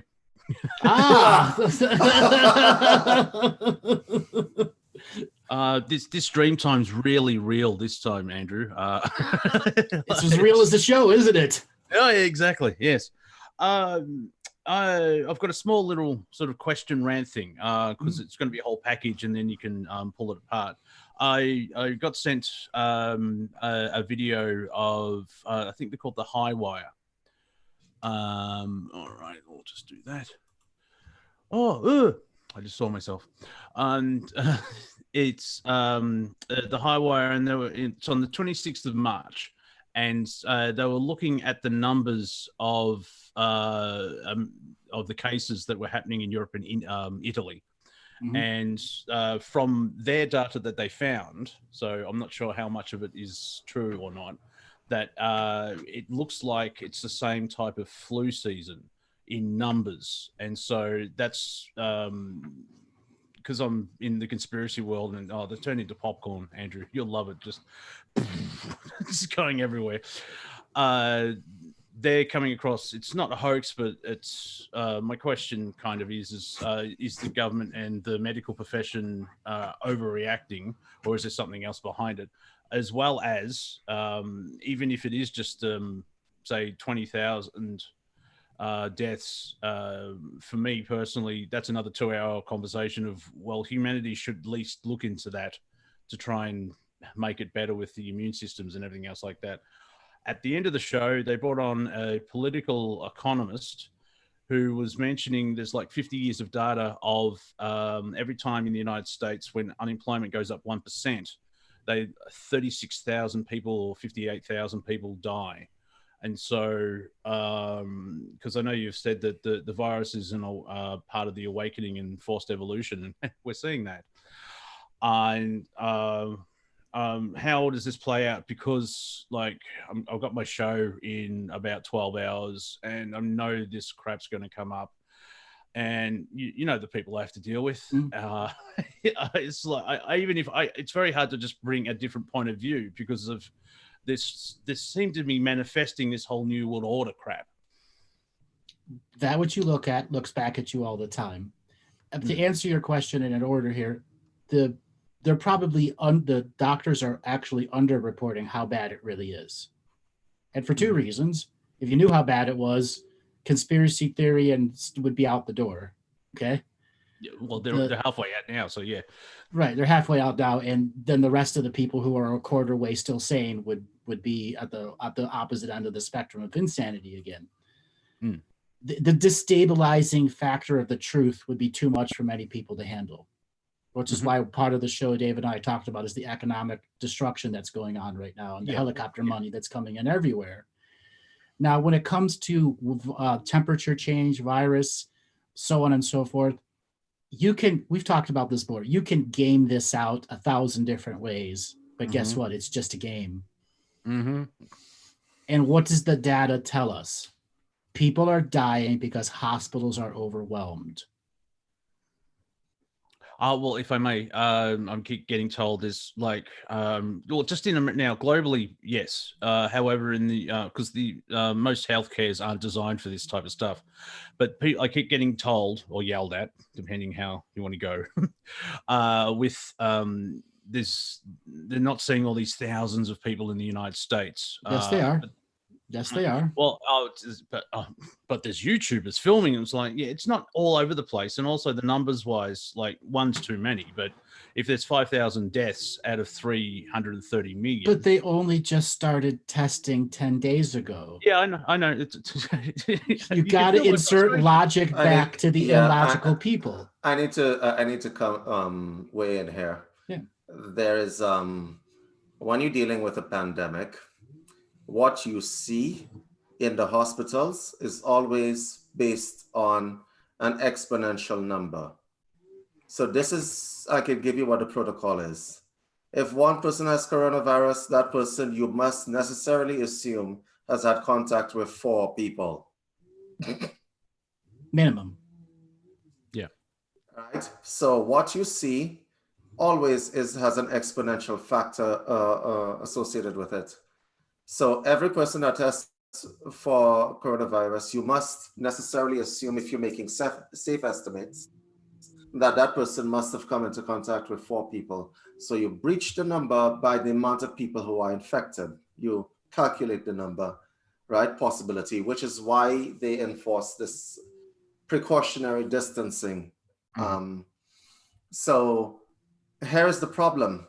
The problem is that there's another variable to plug into that equation. And the variable is that it has an incubation period, like a period where you are, and there's a period after where you're asymptomatic as well. Okay, so you plug that in, and then you get a calculation of the amount of time that it will take if people stay away from each other for this thing to go away. Here's the problem: they didn't know what to do at the beginning. Yeah, I sensed that. Yeah. They didn't know what to do at the beginning. They didn't know what protocol to put in place. This is the funny thing about having all those protocols. There's reams and reams of documents at the World Health Organization that tells what to do in XYZ case, okay? Mm-hmm. Except theory and those manuals, whoever reads those manuals? Well, yeah. I know I had to, right? But whoever reads those manuals, because the manuals specifically give you protocols for every time that exponential factor increases into another bracket. Okay, so you have it in stages. But they implemented and they triggered this stage 3 for most of the world now, most of the world. Because, and I'm going to say something here, which I know I'm going to get questioned on. In cases like this, you're never ever going to be told the whole truth. That's just that's just life. Well, also, never... like the Chinese government, I wouldn't trust anything they say, but it's from, sorry to interrupt, but the governments look like they're freaking out. They haven't got that sort of like, we've got this, you know, wars and everything else like that. You can see in their eyes they're sort of freaking out. So it makes it look like it's very real because they don't have the confidence of governing.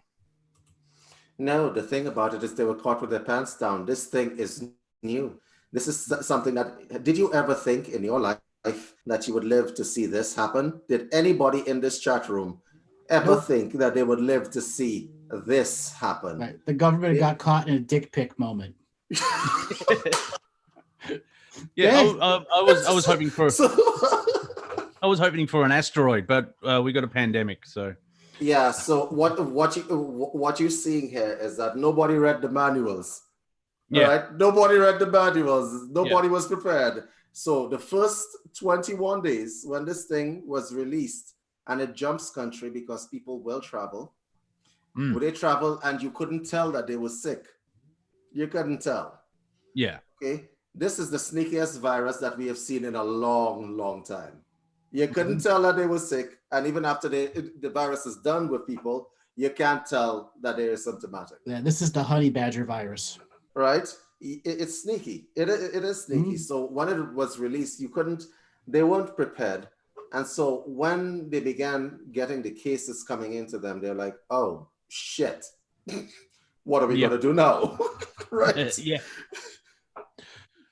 It's also mainstream humanity labels divide and conquer.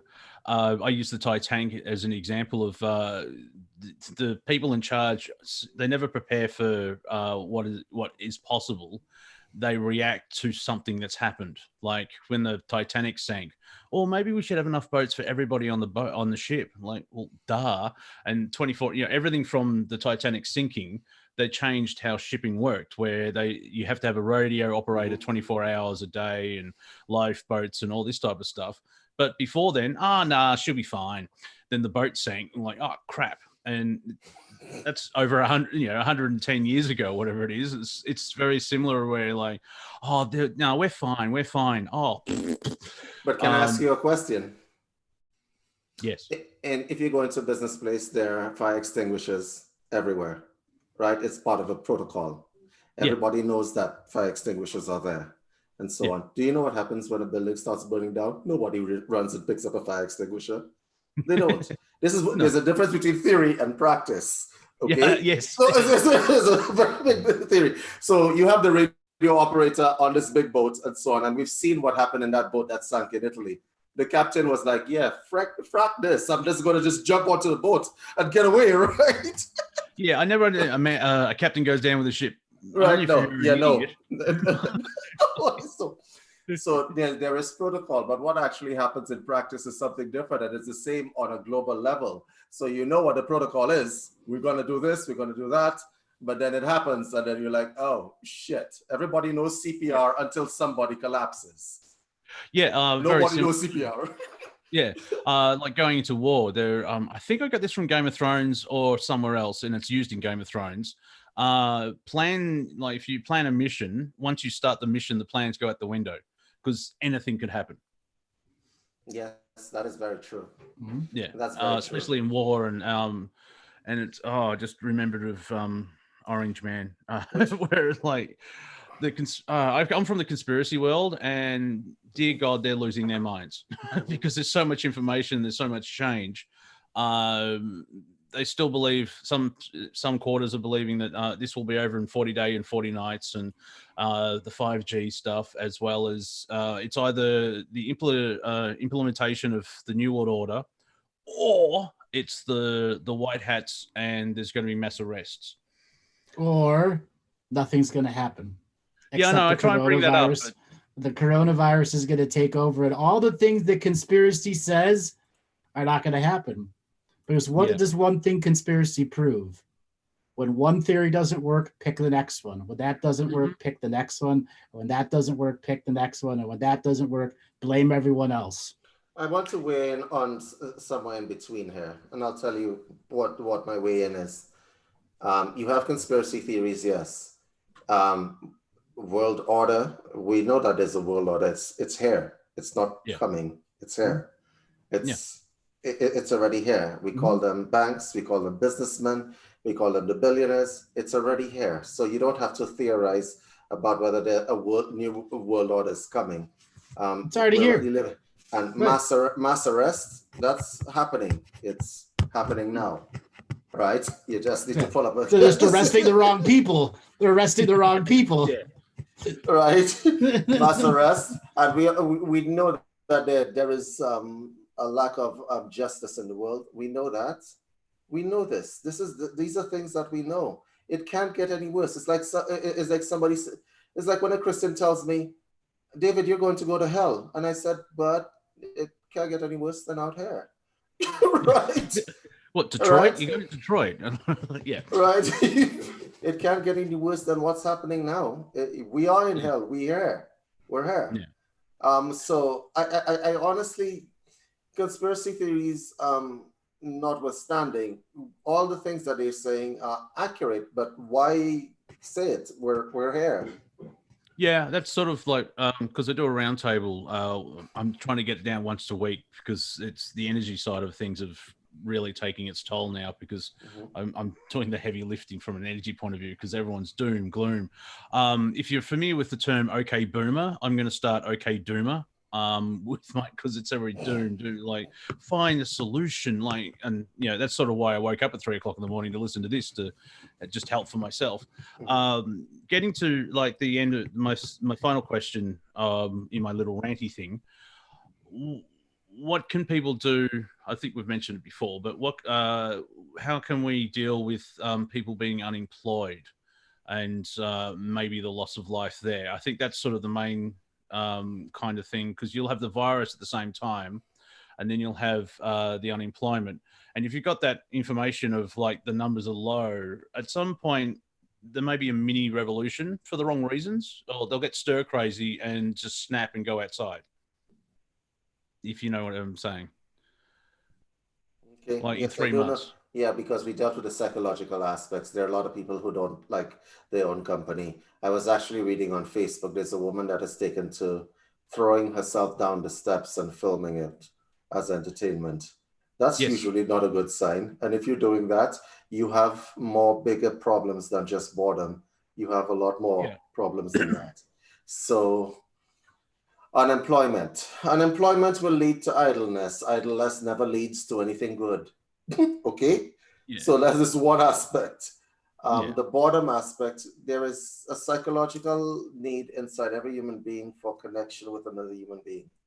Okay. Another human being. Some people, it has gone to the opposite side of the spectrum where everybody, their idea of connection has now become a digitalized, but they still need other people to, it's like what I said to you, Andrew, you need to throw the ball and the ball needs to come back, right? Right? The ball needs to come back. So people are going to go still crazy. The unemployment aspect has to do with survival. Okay? Yeah. So simple survival. You have people that work in industries which require them to touch people, massage therapists, aromatherapists, Reiki practitioners, and so on. Okay? And they're going to have a bit of a problem finding a way of making a living. The problem with unemployment is that you can sustain unemployment for a while. This is why the government is trying to bring in this helicopter money and stimulus packages, knowing that that is a Band-Aid. It is a Band-Aid. Yeah. Okay, because eventually that money has to come from somewhere and be repaid somehow. Yes. Stimulus packages are not money that the government already had in reserve that is just being left out. This is money that they didn't have that is coming into play. Yeah. This is the truth of the matter. So it's a Band-Aid. So the unemployment will continue because here's the reality of the case. So this is not conspiracy theory. The reality of the case is if I am a business owner and I am a shrewd business owner and I can lower my wage bill by using the coronavirus as a pretext for firing a whole bunch of my staff, I will do that thing. You understand that? Yeah. From a business point of view, that makes sense. Yeah. Yes. I'm going to do that thing. And that is happening. That has happened all over the place. And if you just read the news and you follow it, people are laying off people left, right, and center, especially in the travel and hospitality industry. Yeah, I'm in the entertainment industry. Sorry, I'm in the entertainment industry, like music and comedy, and nope, nothing. Nothing. So what is happening is that unemployment will manifest itself in different ways and unexpected ways. Okay, because even if the coronavirus stops right now, today, these people will still be out of work. For years to come. Interesting enough, here in Australia, they sort of thought that through, where like our welfare is job seeker, but they've invented a payment called Job Keeper, and they're paying 750 Australian dollars a week to businesses so they can try and keep employees on the books. And so they're hoping that in 6 months' time, when everything starts up again, that the people's, like the economy, it will be on pause instead of collapsing. It'd be interesting to see how, if the rest of the world, because in the global financial crisis in 2008, Australia fared quite well for some strange reason, because I'm not an economic person, but because we're an island and we're far away. So, but if everything else is collapsing, we'll still be affected, because even trade, or that's one thing that the virus has shown, that the unnatural globalism that we have now sucks. That's a technical term. Yeah. Basically. Well, I could give you a little bit of an insight into the economic aspect. The reason why Australia fared very well is that Australians are known for being the most, I'm going to say it in a very politically correct way, shrewd. The banks in Australia are known for being conservative and shrewd. Some might say cheap. And that worked out really well for you. Okay, so in Australia, if you try to, I don't know if you've ever done it, if you try to apply for a loan in Australia, they're gonna put you through a ringer. Have you ever tried to apply for a loan in Australia? No, because I wouldn't get one. However, to add to that, well, not cheap per se, but we live on a land that has everything that wants to kill us, and we're far away. And like, we've only got 24 million people living here in the size of the United States. So yeah, it's cheap because it's like, well, I'm not throwing away money. Like, who knows when the next one's coming along? That is correct. You guys are known for being conservative. So when economic disasters hit the rest of the world, you guys are like, well, we kind of kept our money, so we're good. We're good. We're good. You guys also have a small population as for the land mass and the resources, and you guys are going to fare very well. You guys are not sharing resources. It's not like somebody can like roll up to you on a rowboat and say, can I get that that yam or whatever growing in your backyard? It's not like that's not going to happen. But to answer your question, this unemployment thing this unemployment problem that is coming, we'll see the typical social repercussions like rise in crime. Okay. Yes. Yeah. And you got to be prepared for that. So everybody's looking at this COVID-19 thing. That's not what you should be worried about. You should be worried about the after effects. You should be worried about the after effects. The first quarter of this year has been lost globally. Okay. As well as the second quarter.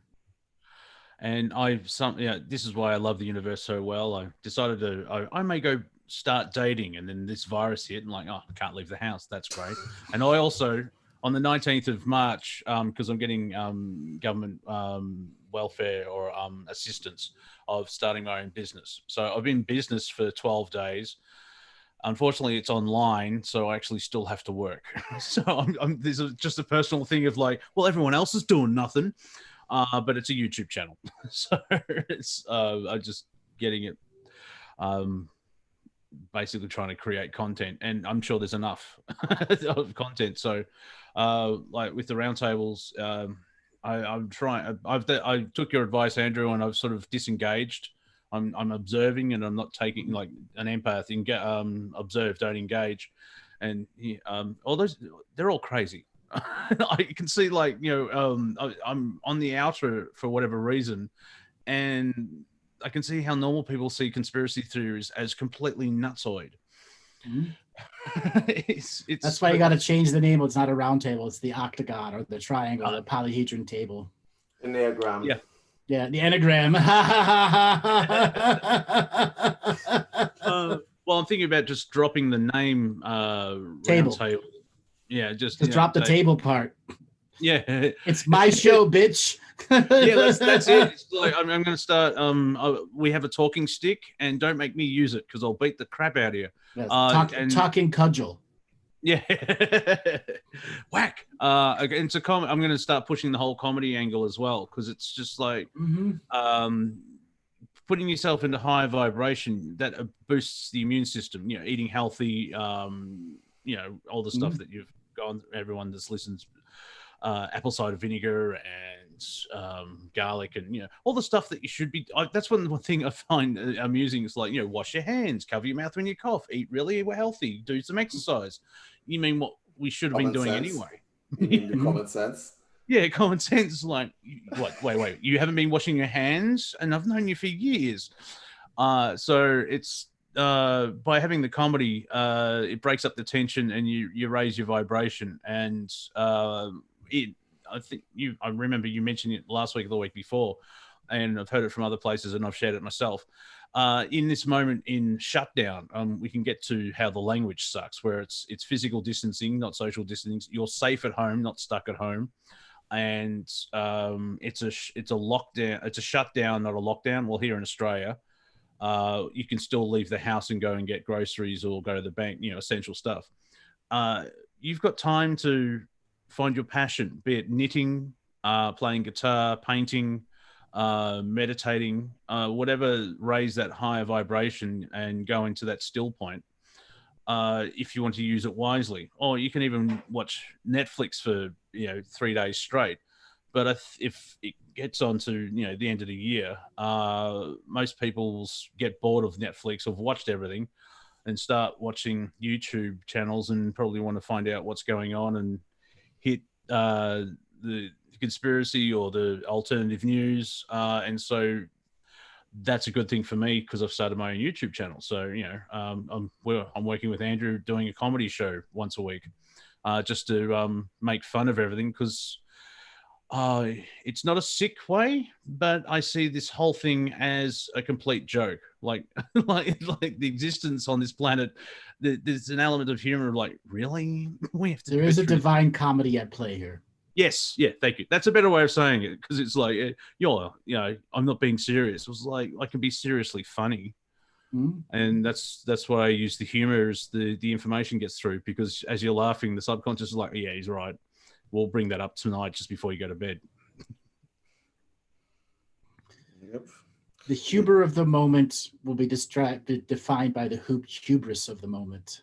The hubris and the humor will once again define how far into idiocracy we've run. Oh, yeah. I remember you predicting that we're going to see it turn into a Three Stooges sketch. And I've added, that had a baby with Monty Python. So you've got the ridiculousness of Three Stooges, and it's just gone into super fast. It's like that. I want to have words with the prime creator because he writes really good material. Yes, he does.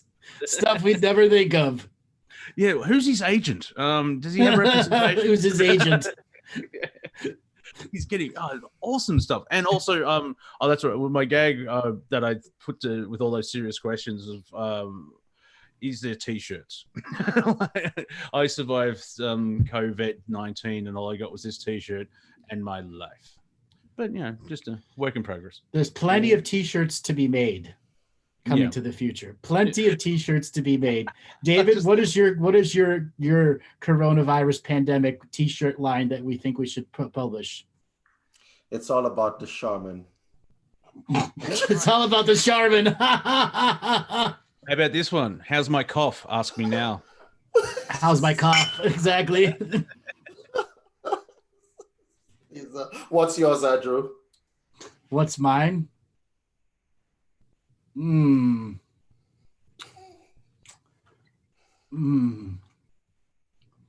Ask me in a year. Ask me in a year. Ask me in a year. See, that works on two levels. Like that will go on a T-shirt, and you actually mean it's like I'm going to think of something else. Hey guys, did you see the this article where a disturbing amount of people in the U.S. believe that the coronavirus had something to do with the bear? Yes, the Corona beer. That is hilarious. Mm-hmm. That's idiocracy running. That's the idiocracy running the mediocrity. Yeah, apparently they're changing their name to Ebola so they can get their sales back up. A disturbing amount of it. Seriously? Mm-hmm. Yeah, well, that's a messed up name for a virus. Mm-hmm. It's a messed up name for a virus. I sometimes think, I honestly never thought I'd ever live to see the day when it came down to toilet paper. This coronavirus has taught us so many things. Mm-hmm. Okay, it has taught us what people really care about. Right. Bigger teacher than Jesus and Buddha. What do you really care about in an emergency situation? I need my freaking toilet paper. I need my toilet paper. Yeah. And for a virus that is respiratory, it's the yes. And you know what kills me? They're buying toilet paper, they're not buying food. If you don't buy food, you don't have to worry about toilet paper. Yeah, I've seen the memes. I've seen, you've got coronavirus, but I bought 300 rolls of toilet paper. I should be all right. Yeah, it's the new toilet paper, the new corona vaccine. Yeah. And there's another one of they all died from the virus. Yes, but their butts were nice and shiny. Their butts were nice and shiny. This virus has taught us what people really, really care about. Okay, so there are a whole bunch of people that are still doing the social gathering thing. Some guy was hosting parties, COVID-19 parties, and by the way, he's part of the conspiracy theory. So it was kind of like a protest. There are a whole bunch of people protesting the government restrictions on gathering, and they're dying. There was this guy in the U.S. who said that it's just a conspiracy theory. It's a conspiracy against the leader of that country. And he trying to take Trump down, yeah. All the religious guys. And he died. Mm-hmm. You're seeing this kind of idiotic thing where the people that are talking out against it, they're also dying, which feeds into the whole conspiracy theory as well, right? Oh, yeah. Every time I speak out against it, every time someone speaks out against it, they die. I get it. I absolutely do. But we've had some hilarious moments in this coronavirus issue. And there is some humor to be had here. There is some humor to be had. You showed what people really cared about. I was on a plane. Actually, a friend of mine was coming home, and there was a Chinese guy in the elevator who was practicing social distancing. So he's plastered against the side of the elevator. Half his face is against the metal, right? Yeah. And she breaks down laughing, and it's like, but you are definitely Chinese. Why are you social distancing from me in an elevator in Canada? Right? And I'm like, that is so politically incorrect. Don't be like that. Don't be like that. Right? Yeah. Because I do know that in Canada, the Asian community everybody is frightened of the Asians. Do you see how people have become? Okay? Yeah. And a lot of people can't tell the difference between Asians because everybody looks Chinese to them. A lot of Westerners can't tell the difference between what it looks like Korean, what looks like Chinese, and what looks like Japanese. They look the same. Taiwan, Indonesian. That's the interesting thing where like the mainstream media, like in the US, is like, oh, you can't call it Chinese virus. It's racist. Unfortunately, China's a nation. Asian is a race. So like, If you're going to Correct. start throwing around all this stupid stuff, okay, here's a good question. How can people? I just thought of the answer. I love how my brain works. How can people deal with the media, because they're ramping up the fear as well, and so that's fueling the conspiracy guys, because from the media perspective, it looks like it's overblown, and they're ramping up because they feed on fear. And I just realized the answer to that is just turn it off. But what do you guys think? No, that is the best thing. Turn it off. Anything that increases your fear lowers your immunity. Let's try it that way. Yeah. Anything that increases your fear lowers your immunity, because that adrenaline spike, you have to calm down sometime. And it's not only your adrenals that will calm down, it's the whole body, including your immune responses. So it makes you more susceptible to catching something. Then it doesn't help you. Being afraid does not help, is the motto you should be going with. Okay, if you're gonna get it, you deal with that bridge, you cross that bridge when you come to it, right? But being afraid of getting it will kill you a lot quicker than actually getting it. Well, yeah, Andrew, that's a form of manifestation, isn't it? If you focus on something, you're sending out a signal and dragging it into your reality, isn't it? That what you look at looks back at you. Yeah. And if you look and look and look and look, that's why people become paranoid. What do you mean? Oh, what do you mean? What? I'll let your paranoid side figure it out. Something was said. Yeah. Okay. What else? I think. Well, guys, actually, we're at the end of the show. We gotta call it a day. We've been going for 2 straight hours, but I hope everyone that has an opportunity to listen to the show goes to the share. Go to your social media engines and spread this video far and wide. This show is not to put you in fear. It's to put you in a reality check of what's coming to the future. So any last words, David? Yeah, take care of yourselves. I would say take care of each other, but then you have to practice social distancing. So take care of yourself. Send really good thoughts to each other from far away, from 6 feet away. And I'm going to see you guys at the end of this when we come out of it. Okay, you want to give people a way to get a hold of you if they have any questions for you? Yes, you guys can email me at info@unifiedhealthsystems.com, and I'll be looking forward to hearing from you guys if you have any questions. Okay, Monty, any last words for people and way for them to get a hold of you? Vote banana. And you can find me on YouTube at Wafer Thin Entertainment. The actual URL, whatever it is /Wafer Thin ENT1. But put in Monty Dean or Wafer Thin Entertainment, my channel will come up.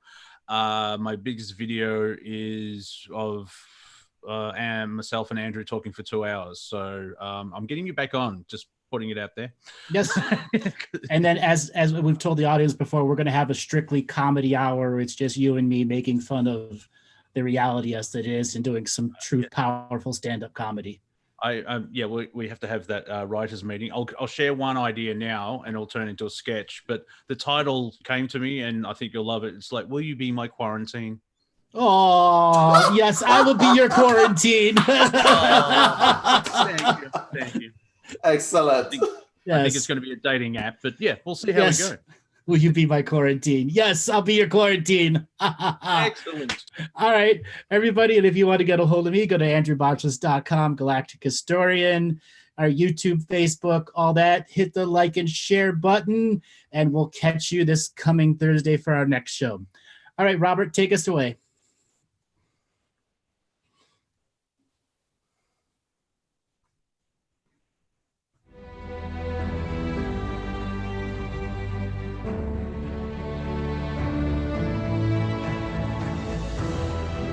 Each different bubble of reality is true.